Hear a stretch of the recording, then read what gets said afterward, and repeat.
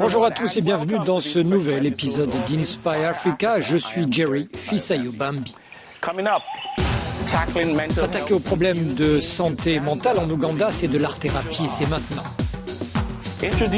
En Côte d'Ivoire, place au football américain, il cherche à convertir la jeunesse du pays. Et plus au sud, nous discuterons avec Ticia Mukuna, fondatrice de la marque de café La Quinoise. This is Inspire Africa. Aujourd'hui, de nombreuses personnes sont confrontées et impactées par la gestion du Covid. En Ouganda, une étude estime que 35% des Ougandais souffrent d'une forme légère ou sévère de troubles mentaux. Certains souhaitent améliorer la situation. Comment ? Eh bien, réponse avec notre correspondante Razia Atman. Un groupe d'artistes en Ouganda a choisi d'apporter une couche de peinture aux façades des maisons en état de délabrement. Derrière ce qui apparaît comme un simple exercice de ravalement se cache un objectif tout aussi particulier que les dessins qu'ils y peignent. En effet, ils ont pour mission de sensibiliser ou encore réjouir le cœur des personnes atteintes de maladies mentales. Vu que la santé mentale est liée à la psychologie, nous avons choisi un cerveau. À l'intérieur, nous avons mis un peu de peinture pour essayer de communiquer directement, pour aller droit au but. Et l'information, c'est qu'un cerveau doit bien fonctionner. Un projet initié par Policy, une ONG locale. Et pour mieux faire entendre leur voix, ces initiateurs se sont attaqués au mur de la capitale Kampala. Chaque fois que je passe par ici et que je vois cette peinture, cela me donne beaucoup d'espoir en tant que jeune. S'il est vrai que ces peintures ne pourront pas guérir les personnes en état de dépression, les médecins de l'hôpital psychiatrique de Kampala lui reconnaissent le mérite de susciter de l'espoir chez certains malades. Certains d'entre eux ont vécu des traumatismes et ces expériences peuvent bloquer leur envie de vouloir s'exprimer. Et la meilleure façon d'échanger avec eux, c'est de leur offrir une peinture. S'il faut parler de santé mentale, comment l'exprimer, trouver un traitement, rêver ou encore prier, tous ces messages sur ces façades encouragent et font bien plus qu'embellir une simple rue. Razia Atman for African News in Kampala, Uganda. Le football reste le sport le plus populaire en Côte d'Ivoire. Les éléphants ivoiriens ont produit de nombreuses stars qui ont remporté des lauriers nationaux, continentaux et même sur le plan international. Reste qu'un nouveau sport tente de percer dans le pays. Ce sport, c'est le football américain. Importé en Côte d'Ivoire en 2013, le football américain veut s'imposer au pays de Tano Passagnon, la star des Chiefs de Kansas City en NFL. Ce sport roi aux États-Unis, qui repose sur le culte physique, est depuis peu prisé par de jeunes Ivoiriens. Poussé par la curiosité, Samuel Begré est rapidement tombé amoureux de ce sport de contact et porte depuis fièrement casque et épaulière.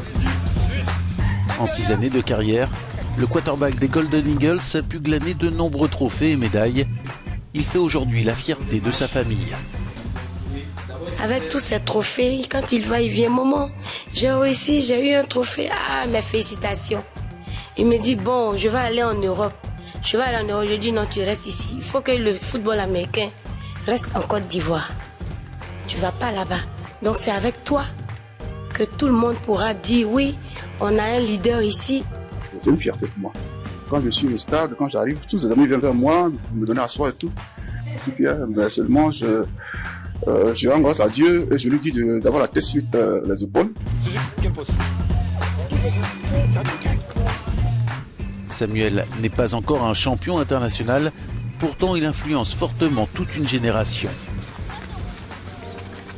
On habitait dans le quartier. Chaque soir, je venais regarder les Golden Eagles et je suis tombée sur le champ de M. Samoine et qui m'a vraiment motivé. Donc c'est grâce à lui que j'ai intégré ce football et j'aimais jouer à la NFL. Celui que l'on surnomme Samoine essaye de réduire la distance qui le sépare de ses apprentis footballeurs américains. Il faut franchement qu'on ait une relève. Donc c'est cette relève qu'on prépare dès à présent et au fur et à mesure, on verra ce que ça donne. Constitué en fédération depuis 2020, le football américain n'a pas encore son championnat en Côte d'Ivoire. Il veut se créer une identité à l'échelle mondiale avec une touche ivoirienne. Nos attentes, c'est vraiment de développer le maximum de clubs, avoir des clubs naissants. On a des clubs qui vont peut-être naître cette année et développer un championnat. Et puis ensuite jouer à l'international contre d'autres équipes africaines ou des équipes venues du monde entier. Et c'est vrai que c'est un sport particulier, mais on veut faire ce sport dans la culture ivoirienne. Avec à peine 200 licenciés et seulement 4 clubs sur le plan national, le football américain reste encore un sport très minoritaire et peine à décoller en Côte d'Ivoire. Makamara à Abidjan pour Africa News. En 2018, Tissia Mukuna, une jeune repatriée dans son pays natal, la RDC, a fondé la marque de café congolais La Quinoise.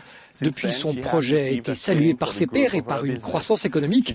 Elle nous rejoint de Kinshasa afin de nous parler de son parcours. Tissia, ravi de vous avoir parmi nous. Comment avez-vous décidé de lancer votre propre café ? Alors, tout a commencé quand j'étais étudiante. Je revenais souvent en RDC et je plantais des choses avec mon père. Et on a décidé de lancer aussi le café. Mais sauf que tout le monde disait le café ne pousse pas à Kinshasa. Donc au départ, ça a commencé comme un challenge. On a fait pousser le café, ça a pris. Et puis finalement, quand je suis revenue au pays, je me suis dit, tiens, il faudrait quand même faire quelque chose de ce café si original, parce que c'est le seul qui pousse à Kinshasa. Au départ, les gens me disaient de vendre le café à des grandes sociétés. Et puis finalement, je me suis dit non, j'aimerais créer ma propre marque et j'aimerais vraiment mettre en valeur le terroir congolais. Et c'est comme ça que j'ai créé La Quinoise. Au Congo, Tissia, seuls 3% des grains cultivés sont transformés sur place. Pourquoi, d'après vous, quels sont les écueils à une pleine production et transformation locale ?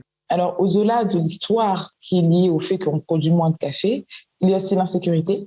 Beaucoup de cafés provenant du Congo proviennent de l'Est du pays. Et à l'Est, il y a des massacres, il y a des guerres, et il y a beaucoup d'insécurité qui ne favorisent pas le fait qu'on puisse lancer le business du café. Ensuite, il y a des problèmes liés à l'infrastructure, à l'électricité. Donc voilà, c'est, on va dire, l'écosystème aujourd'hui qui ne permet pas de pouvoir lancer le business de café. À l'inverse, votre production fait figure d'exception car le café Tissia est entièrement produit en RDC, de la plantation à la récolte. Que privilégiez-vous pour cela ? La plantation, comme je l'ai dit, se trouve à Kinshasa. Donc c'est l'originalité. On va faire la récolte, on va faire le séchage et le décortiquage directement sur la plantation.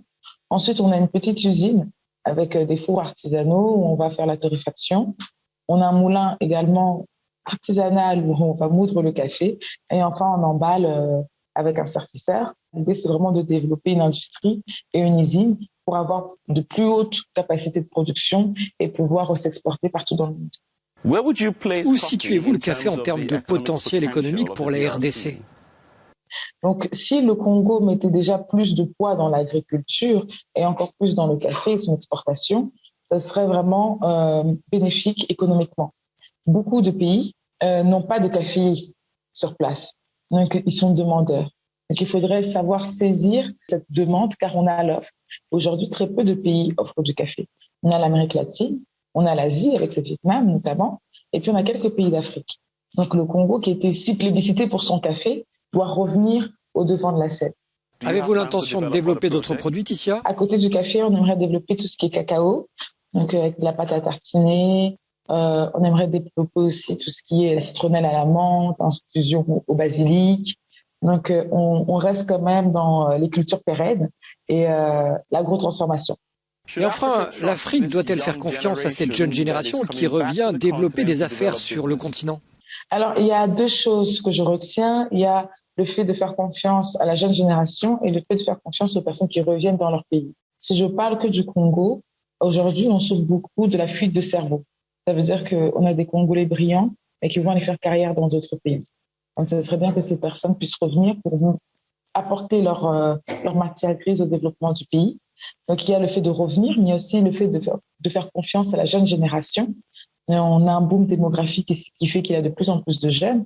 Et donc, c'est cette jeunesse qui est l'avenir du pays et même de l'Afrique. Et donc, je pense qu'on doit apporter une attention particulière à ces jeunes qui veulent faire changer les choses et à ces personnes qui veulent revenir pour aussi faire bouger les lignes. Bien, merci beaucoup, Tissia, et mes meilleurs vœux pour la suite. My very best wishes to you and your team. Thank you so much. Voilà, nous sommes arrivés au terme de cet épisode spécial d'Inspire Africa, spécial car il marque le 5e anniversaire de votre chaîne Africa News. Vous pouvez revoir cet épisode en allant sur africanews.com. Nous aimerions également avoir de vos nouvelles, alors n'hésitez pas à envoyer un message via nos plateformes digitales. L'adresse est juste là, sur votre écran. Je suis Jerry Fisayo Bambi et à la prochaine. À Zanzibar, une femme contrôle le trafic dans les rues de Stone Town.